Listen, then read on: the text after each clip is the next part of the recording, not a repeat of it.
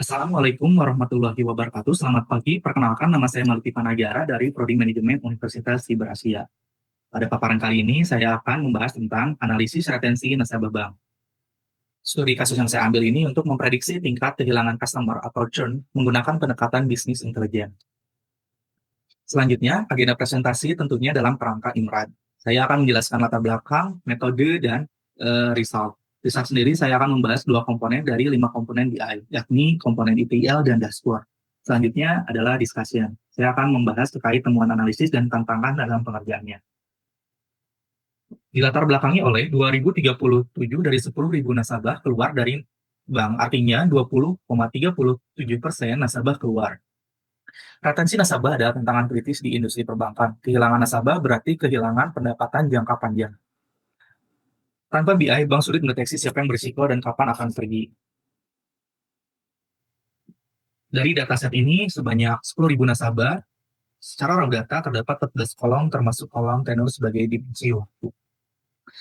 Timbul pertanyaan dari data tersebut. Sebetulnya ada banyak pertanyaan, namun saya ringkas menjadi 2. Berapa persen nasabah yang keluar di wilayah tertentu? Manakah yang paling tinggi? Yang kedua, apakah nasabah tidak aktif cenderung lebih banyak keluar? Dari pertanyaan tersebut, diolahlah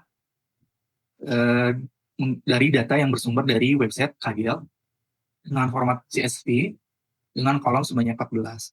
Adapun yang menjadi fokus adalah integrasi data atau ETL dan dashboard. Kenapa saya memilih 2 komponen tersebut? Karena ETL merupakan fondasi utama, sedangkan dashboard adalah hasil akhir yang nantinya akan menjadi pengambilan keputusan dari data yang telah divisualisasikan. Lalu result. Saya akan menjelaskan input, proses, output dari integrasi data ETL.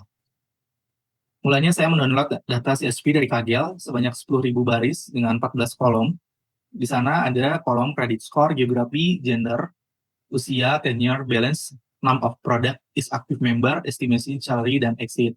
Adapun yang menjadi penting adalah geografi dan is active member serta exit dan tenure sebetulnya. Namun yang penting adalah geografi dan is active member untuk menjawab pertanyaan sebelumnya. Di dalam prosesnya, saya mengimport CSV ke dalam Google Sheet, lalu mentransform data tersebut dengan menghapus kolom-kolom yang tidak diperlukan, menghapus data-data yang duplikat, lalu mengubah nilai menjadi sebuah kalimat yang awalnya 01 menjadi aktif dan tidak aktif. Saya juga menstandarisasi geografi dan gender menggunakan formula proper, lalu menyimpan ke dalam data warehouse sehingga akhirnya data menjadi bersih dan siap untuk dianalisa lebih lanjut. Di dalamnya sudah tidak ada nilai duplikat atau inkonsistensi label. Berikut adalah bukti pengolahan data dari Google Sheet. Saya mengekstrak data mentah CSV ke dalam Google Sheet, lalu mentransport. Saya menggunakan formula if dan proper untuk status geografi dan gender, lalu menghapus seluruh data duplikat dan menghapus kolom-kolom yang tidak diperlukan. Lalu data di load sehingga data terstruktur sebagai data warehouse skema bintang sehingga menghasilkan dimensi dan fakta-fakta yang diperlukan. Lalu loncat ke komponen terakhir yaitu dashboard BI dengan input berupa data hasil analisis olah berupa laporan agregasi churn per wilayah dan keaktifan member untuk menjawab pertanyaan sebelumnya. KPI utama di sini adalah churn rate 20,37% yang tentunya harus terus berkurang. Lalu proses yang dilakukan adalah melakukan visualisasi interaktif menggunakan Google Workspace Studio atau Power BI. Saya membuat grafik peta distribusi per geografi dan saya membuat juga grafik diagram aktif versus tidak aktif. Outputnya, saya menghasilkan dashboard interaktif yang dapat difilter insight visual siap pakai untuk 3 level pengguna, dan tentunya nantinya revisualisasi akan menghasilkan rekomendasi aksi nyata berbasis data. Berikut hasilnya, temuan data churn per wilayah dan status aktif.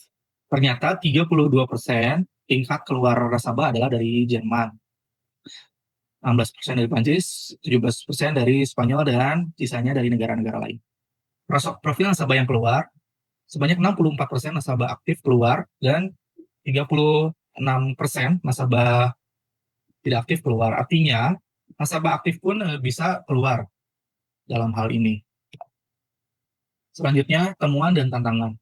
Temuan utama yang saya dapatkan adalah tadi ternyata tingkat keluar tertinggi adalah di Jerman Dan karena Jerman, sehingga bisa menjadi pilot project dalam retensi ini. Nasabah tidak aktif 63% keluar. Selanjutnya tantangan pengerjaan. Desain skema bintang. Kesulitan ini saya mencari relasi tabel fakta di dimensi agar query berjalan dengan efisien karena data cukup banyak. Lalu transformasi data ETL. Mengubah format kolom, exit, dan standarisasi label memang memerlukan sebuah rumus. Lalu yang terakhir adalah pilihan tool visualisasi di mana tool visualisasi cukup banyak, namun memilih mana yang tepat. Selanjutnya adalah rekomendasi dan penutup. Mulai project retensi di Jerman sebagai wilayah prioritas tinggi dan buat sistem peringatan ini untuk nasabah. Lalu dorong cross-selling produk ke nasabah yang punya satu produk. Dan terakhir yang paling penting adalah integrasikan dengan machine learning ke pipeline BI untuk prediksi otomatis setiap bulan. Maaf apabila terlalu terburu-buru guna mendapatkan waktu yang cukup. Terima kasih atas perhatiannya. Wassalamualaikum warahmatullahi wabarakatuh.